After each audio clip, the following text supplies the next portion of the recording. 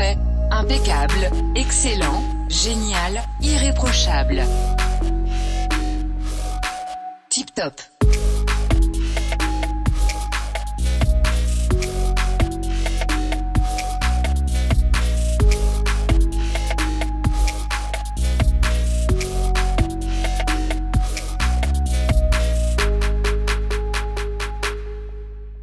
Bonjour à tous, bienvenue à l'émission. Aujourd'hui, on va parler du service à la clientèle.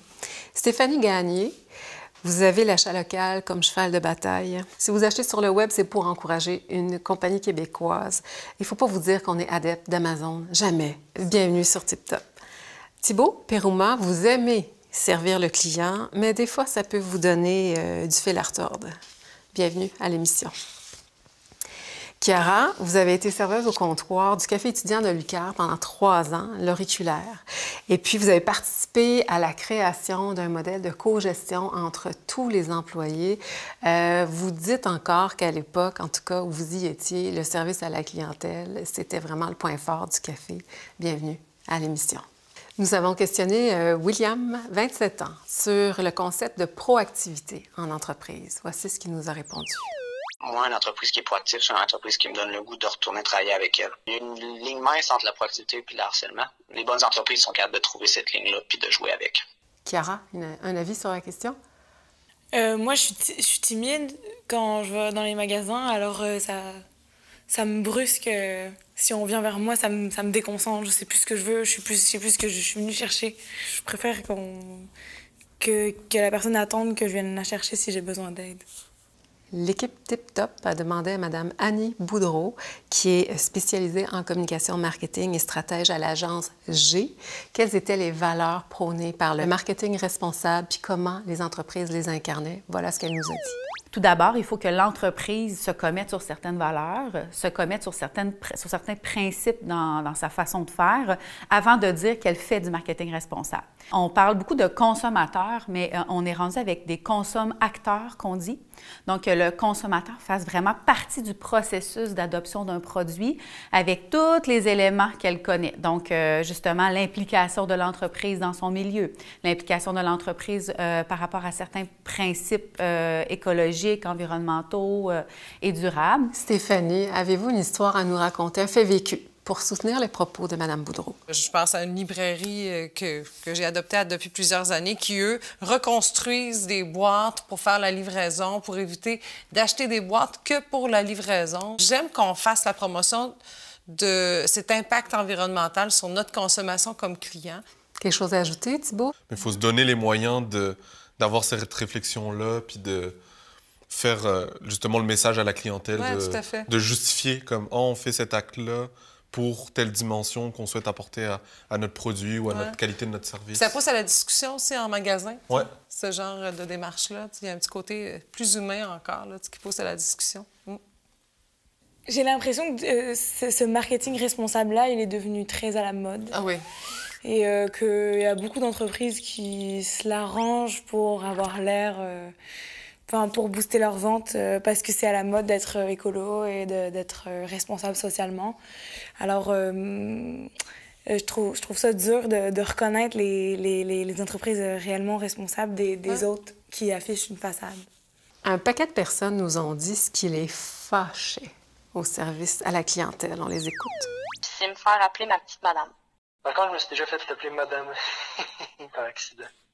C'est de me faire appeler ma petite madame. Pour ça me donne des frissons. Ah, mais c'est parce que moi, je le fais aussi des fois. Moi, ça me dérange pas, là, que tu me dis la petite madame. Chiara? Mais ça fait tellement partie d'un plus grand système de sexisme. De toute façon, pour moi, c'est juste une petite manifestation d'un quotidien que je vis déjà en tant que femme, donc... Et moi, j'ajouterais à ça que j'aime pas me faire parler comme si j'étais un enfant, tu sais. Malgré le madame, là, ou encore la petite madame, de me faire la morale ou encore qu'on ait une espèce de propos pédagogique là, dans la conversation. Pour moi, le bon service à la clientèle, c'est aussi prendre conscience qu'on travaille avec des adultes qui, eux, ont des acquis, qui, eux, ont une expérience. Et s'appuyer sur cette expérience-là et sur ces acquis-là pour construire quelque chose avec la personne. On a demandé à plusieurs personnes comment elles réagissaient quand elles se faisaient répondre par le service à la clientèle « Je ne sais pas ». J'y demande, y a-tu quelqu'un sur le plancher qui le sait? Ça m'est rarement arrivé. Là. Souvent, ce que j'entends plutôt, c'est « je sais pas, je vais aller demander à quelqu'un qui sait ». Puis honnêtement, c'est amplement satisfaisant. Ça m'énerve. Vraiment, ça m'énerve. Pire encore que la personne du service à la clientèle qui répond « je ne sais pas », c'est la personne du service à la clientèle qui dit « je ne peux rien pour vous ». Là, ça me rend agressif au bout. J'ai le goût de lui dire « change de job ou trouve-moi quelqu'un qui sait ou qui est capable d'avoir du pouvoir là-dessus. » Chiara, qu'est-ce que vous en pensez? Simplement sentir que la personne essaye de nous aider. Je m'imagine depuis tantôt dans une quincaillerie, dans cette situation, puis je serais un peu perdue des fois pour certaines choses. Il y a plein de choses que je ne sais pas encore faire, puis que ça m'aiderait d'avoir un vendeur qui me soutient dans ma quête ou qui des fois va chercher un petit peu plus loin que ma question, me dit « Ah, t'as peut-être pas pensé à ça, mais il y a aussi ça. » On s'est intéressé à la question des caractéristiques du bon vendeur. Voici ce que cette jeune femme de 25 ans nous a répondu. Un bon vendeur, pour moi, c'est un bon mentor. Surtout pour les vendeurs de chars, ils feront tout pour te vendre, donc ils vont mentir pour influencer le client à acheter. Thibault, s'il te plaît. Absolument pour ou absolument contre ce que vous venez d'entendre? Moi, je suis absolument contre de... Mais c'est que pour moi, un bon vendeur, c'est quelqu'un qui arrive à cerner les besoins et qui essaye d'y répondre au mieux, mais pas le besoin que tu projettes qu'elle peut avoir. Comme. On s'est intéressé à la question de l'intelligence artificielle puis de l'impact sur la consommation des clients. Puis notre experte Annie Boudreau a répondu à nos questions. On l'écoute. Il n'y a pas nécessairement de loi présentement qui régit l'utilisation de l'intelligence artificielle dans le domaine des communications et du marketing. Donc, quand on parle d'inciter à la consommation, on parle bien évidemment d'avoir de la publicité hyper ciblée et de la traçabilité aussi sur finalement les choix des consommateurs, qui ne répond peut-être pas nécessairement à mes besoins parce que je vais avoir été influencée par la publicité en question. Le danger est aussi dans l'éducation des enfants et des adolescents qui vont être des futurs consommateurs, qui ne sont pas nécessairement au courant de tout l'impact de l'intelligence artificielle dans leur quotidien et dans leur choix de consommation. Chiara? Mais moi, je peux reconnaître que je suis sûre que même si je critique ça, à quelque part, j'aime ça être tout le temps dans ma bulle de mes propres intérêts. C'est quelque chose qui est agréable de voir des beaux petits rideaux faits main par une entreprise montréalaise plutôt que les rideaux faits en Chine. Il m'a compris, Facebook. On va écouter des extraits du Vox Populi sur la question justement de l'assistance par l'intelligence artificielle. Moi, l'assistance avec l'intelligence artificielle, ça me pue. Je peux-tu parler à quelqu'un? C'est quelque chose qui me fait vraiment très peur. C'est quelque chose qui me fait vraiment craindre l'avenir, qui m'insécurise. Ils sauvent beaucoup d'argent avec ces systèmes-là, puis ça perd beaucoup de chaleur humaine. Ils baissent pas les prix ou ils offrent pas de ristourne ou quoi que ce soit. On a un moins bon service, ils déchargent la responsabilité sur les épaules des machines ou du client. Ça doit être payant pour quelqu'un à quelque part. Si on le fait, forte chance. On n'a pas le choix aussi. Et souvent, moi, quand j'entends ça, ça me fait penser à tous les moments où j'ai pas le choix. C'est pas que quand je veux acheter des choses, c'est pour des services gouvernementaux. Donc, faut que je compose avec ça. J'ai pas le choix. L'équipe Tip Top s'est intéressée à la question de l'achat de vêtements en boutique. Voici ce que Alexandrine, 24 ans, nous a dit. On l'écoute. Je m'attends à ce que ma vendeuse soit honnête. Si c'est lettre, dis-moi-les. Thibault, est-ce que vous êtes absolument dans cette disposition? J'estime que j'ai assez de goût. Fait que j'aime pas tant quand les vendeurs ou vendeuses donnent leur avis. Pas dans le sens que... c'est sûr que ils peuvent me le donner, mais c'est pas ça qui rentre en ligne de compte si j'achète un vêtement ou pas. C'est s'il me plaît, je vais l'acheter. Soit je demande rapidement. Moi, je cherche un eye contact quand j'entre en boutique. Genre, si j'ai besoin de quelque chose, je regarde qui pourrait être un prospect vendeur, vendeuse ici sur place, puis je pose la question, je cherche ça. Je veux pas que ça niaise, ou sinon, je veux vraiment qu'on me laisse la paix. On a une question très sensible, la question du pourboire. Ça fait 10 ans que je suis au Québec, j'ai toujours pas bien intégré comment on fait avec ça ici. À part au restaurant, là, ça va, je sais, mais autrement, je sais pas encore très bien quand est-ce qu'on donne un pourboire. quand est-ce qu'on n'en donne pas. J'étais un peu gêné de poser la question au début, mais je me rends compte que, au contraire, les gens apprécient. La personne va apprécier qu'on aille jusqu'à poser la question parce qu'on ne sait pas. Je vois des fois dans des réceptions d'hôtels, ils sont souvent très attentifs, ils t'apportent de l'eau rapidement, ils remplissent tes verres de vin. Souvent, ces gens-là ont pas nécessairement de pourboire. Les gens ne leur donnent pas de pourboire parce qu'ils disent « c'est compris dans le prix ». Mais ce qui est compris dans le prix, c'est un 15% de base sur le prix de la facture. Mais quand on a des bonnes personnes qui servent, moi, j'aime toujours donner un 5$, un 10$. Ton service, il était amazing. Ça, c'est pour toi. Chiara, vous avez envie de réagir? Oui, je me sens tellement pas faire partie de cette culture-là. Ça fait quand même un moment que je suis au Québec et j'ai vraiment un malaise de la marchandisation du service. Moi, le pourboire, je le donne pour les salaires, pour les gens qui ont des salaires à pourboire. Et encore, je sais pas exactement c'est lesquels. Faudrait que je regarde une liste officielle de genre, à part les serveurs, puis je pense les taxis ou les coiffeuses. En tout cas, faudrait que je regarde la liste officielle. Mais sinon, j'ai envie que ça passe plus par un échange humain, un vrai merci, un vrai échange du cœur. Je marche plus comme ça. Sinon, je me sens comme une espèce de pacha de je sais pas quel pays qui remercie par l'argent. Ça me crée un malaise. Est-ce que c'est si sain dans notre économie, tu sais, le pourboire en tant que tel? Là, est-ce qu'il n'y a pas un effet pervers à ça, tout à fait. de maintenir ces salaires à pourboire? Mm-hmm. Oui, c'est comme si même un métier à pourboire pourrait être jugé comparativement à un autre. Là. On s'est intéressé à la question de l'expression de la diversité dans le service à la clientèle. Voici ce que notre experte, Mme Annie Boudreau, nous a répondu. Moi, j'aime pas ça nécessairement mettre la diversité comme à part, comme si c'était quelque chose à part, parce que selon moi, ces personnes-là consomment comme monsieur, madame, tout le monde. C'est vraiment ces questions-là, je pense, qu'il faut se poser. Puis c'est de rendre le processus plus naturel, au lieu d'essayer de le dissocier finalement du processus d'expérience client. De quelle façon je réponds bien à ce client-là? Bien là, je mets en place certaines initiatives à l'intérieur de mon entreprise pour bien y répondre. Je connais, par exemple, un client qui vient du Bénin et qui consomme ses fruits de mer et ses poissons entiers. Par contre, quand il se déplace, par exemple, en poissonnerie, la tête n'est plus là. Je pense que l'important des entreprises doivent se poser des questions. Est-ce que, par exemple, mon produit peut encore mieux satisfaire une personne issue de telle culture versus une autre? Thibault, est-ce que vous avez une nuance à nous apporter? J'ai un peu de mal, je pense, avec les... comme cocher une certaine charte de il faut avoir tant de personnes issues de la diversité dans mon entreprise, tant de personnes issues de la communauté LGBT. Comme si pour être une bonne entreprise ou une bonne communauté, il faut remplir toutes les cases absolument. Puis aussi, pour moi, quand tu entres dans une entreprise, il faut accrocher à la mission, il faut accrocher à la vision pour que, mettons, le sentiment d'appartenance se crée. C'est pas je t'ai engagé parce que j'ai vu que tu venais d'Afrique noire, mettons. Je sens que tu vas apporter un plus à l'entreprise.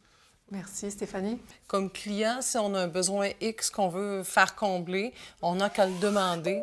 Je pense que c'est universel, ça n'a pas de sexe. Mais j'aime ce que tu apportes parce que ça met la responsabilité des deux côtés. Pas juste les entreprises, mais aussi le consommateur. Si on veut un changement, de se donner la liberté d'aller le demander. Peut-être que notre requête ne sera pas acceptée, mais au moins on essaye. L'équipe Tip Top a voulu connaître les attentes des clients en 2022. Voici ce qu'elle va nous dire notre experte, Mme Annie Boudreau. Il y a 10 ans, par exemple, quand on commandait un produit, on s'attendait à le recevoir dans 1-2 semaines. Maintenant, le client peut avoir des insatisfactions s'il ne le reçoit pas dans les 24 à 36 heures. Chiara. Si je suis rendue dans ma vie à attendre que mon truc arrive dans 24 à 36 heures, qu'est-ce que j'ai fait de ma vie, franchement? Par contre, dans la fluidité des systèmes de vente, à m'acheter un petit billet de spectacle Bing Bang en 2 clics sur mon cell, je sais que j'apprécie. On aborde le segment qu'on appelle l'angle mort. On va vous présenter le témoignage très touchant de cette jeune femme de 25 ans. On l'écoute. Et moi, ce qui m'a plus choquée, c'est cette personne-là qui m'a comme traité de pute dans le cadre de mon travail, juste parce que je suis une étrangère. Je me suis déconnectée de la ligne téléphonique. Je ne sais pas qu'est-ce que la personne vit à l'intérieur pour s'en prendre à des gens qui n'ont vraiment rien fait. première chef d'équipe que j'en ai parlé, elle m'a dit, il n'y a pas de problème, c'est pas grave, tu peux continuer. J'en ai parlé à ma vraie chef d'équipe. Elle en a parlé avec mon gestionnaire, fait que mes supérieurs m'ont dit, quand la personne commence à crier, mets fin à l'appel. Parce qu'avant, j'étais patiente d'essayer de diriger mon appel, mais quand ça commence à crier, je mets fin à l'appel, je raccroche. Ça m'a choqué tout d'un coup, mais après, je suis passée à autre chose. Le rendu là, j'en reçois tout le temps des messages, des appels haineux, mais je suis rendue comme blindée, comme je peux le dire, ça me fait plus rien. Peut-être quelque chose que vous aimeriez dire ou une expérience à partager? Souvent, moi, j'associe ça que c'est pas dirigé vers la personne qui appelle, c'est dirigé sur un système qui fonctionne d'une certaine façon, puis que la personne incarne. Comme il y a un détachement à faire entre qu'est-ce qui t'est reproché concrètement dans tes comportements, dans tes actes. Exemple, oh, t'as pas été poli quand je suis arrivé. Ça me concerne directement. Mais mettons, je prends l'exemple de l'urgence et c'est souvent problématique.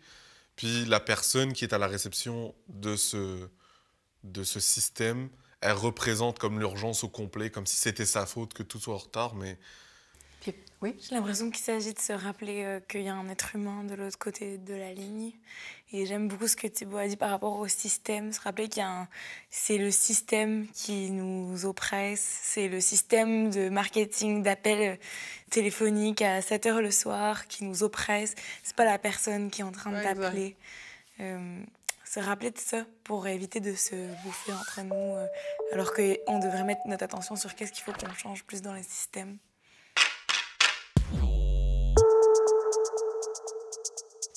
Alors, on arrive à l'étape cruciale du consensus où on va vous soumettre 3 énoncés et vous allez devoir vous entendre sur un que vous allez assumer, adopter.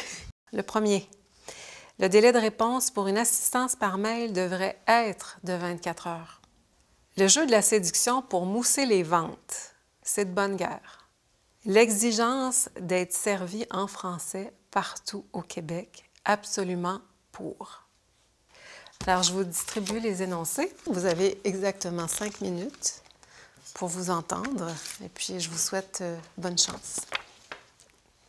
Normalement, quand on demande l'assistance, c'est pour que ce soit immédiat. Le plus vite possible, peu importe que ce soit par email ou par téléphone, c'est là qu'on a besoin. Si tu travailles avec une compagnie qui a de l'allure, 24-48 heures pour des suivis par email, c'est parfait. Moi, je vois surtout ça dans les bars, puis je trouve ça fair game, honnêtement. Là. Si on est obligé d'aller là, c'est qu'on n'est pas un bon vendeur. C'est plus de savoir être caméléon, s'adapter à la personne. Je pense que ça peut séduire l'acheteur, mais la séduction proprement dit, ça n'a nettement pas sa place. Moi, arriver dans le plein centre de Montréal, poser une question à la personne à l'accueil d'un restaurant, puis qu'elle me dit « No speak French ». Oh my God, genre sérieux? J'exige pas qu'on me serve en français ou en anglais ou en espagnol. Tant que je suis capable de comprendre ce qu'elle me dit, après ça, c'est correct. Alors, avez-vous réussi à vous entendre? Alors, en tête, il y a le délai de réponse pour une assistance par mail qui devrait être de 24 heures. On est d'accord, mais on aimerait nuancer malgré tout. Parce que de plus en plus, lorsqu'on envoie courriel ou encore échange via les messengers de ce monde et tout le reste, il peut y avoir une réponse automatique qui nous permet d'avoir un délai précisé par l'entreprise. Donc ça, je pense que si l'entreprise fixe elle-même ses exigences, ça permet d'avoir la bonne information d'un côté ou de l'autre. Donc celui-là, je pense qu'il est plus raisonnable. Tout à fait. Bravo, merci d'avoir participé à l'émission. Merci Thibaut pour votre présence. Merci Stéphanie. Merci Chiara. Et ce que j'ai apprécié de l'émission, moi, aujourd'hui, c'est que oui, vous nous avez parlé des exigences qu'on peut avoir envers l'entreprise, l'institution, en ce qui concerne le service à la clientèle, mais j'ai beaucoup entendu, en fait, la responsabilité qui revient aux consommateurs. C'est à nous de créer, dans le fond, les conditions qu'on cherche à rencontrer. Et puis pour les gens à la maison, eh bien, je vous invite à un prochain épisode de Tip Top.